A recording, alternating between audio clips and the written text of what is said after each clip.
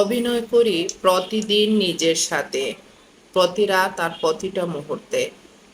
এক একটা করে ভুল করি, তারপর নিজেকে বুঝাই যে আমি ঠিক, অথবা আমি পরিস্থিতির শিকার। আবার আমার কিসের ভুল?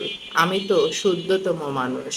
জীবন থেকে ধুম করে কিছু একটা হারিয়ে ফেলার পর নিজেকে মিথ্যে সান্ত্বনা দিয়ে থাকি। হয়তো খুঁজে পাবো, কিংবা সে হয়তো হারানোর ছিল হয়তো। কারো চলে যাওয়ার তীব্র কষ্ট বুকের একপাশে যত্ন করে লুকিয়ে নিজেকে বলি, যা হয় ভালোর জন্য হয়। প্রতিবার ওই ভালোর জন্য কষ্ট কেন পেতে হবে? সেই প্রশ্নটা নিজেকে করা হয় না। প্রতিটা অপ্রাপ্তি কিংবা ব্যর্থতার পর নিজেকে বলি, সব পেলে নষ্ট জীবন, কিংবা হয়তো ভাগ্যে ছিল না, তাই পাইনি। কি চমৎকার মিথ্যে সান্ত্বনা!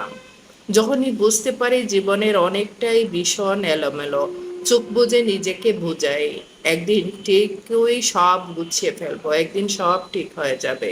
মাঝরাতে ঘড়ির কাঁটা টিকটিক আওয়াজ যখন অসহ্য যন্ত্রণার মতো কানে বাজতে থাকে, দুই চোখের পাতা তখনও এক না হয়ে ভোরের আলো দেখার অপেক্ষায়, চোখের নিচে চামড়ার ক্যানভাসে রং তুলিতে কালো রং সুনিপুণভাবে অসুন্দর এক আলপনা আঁকতে থাকে। সেই আলপনা দেখে গোটা পৃথিবী বুঝে যায় আমি ভালো নেই।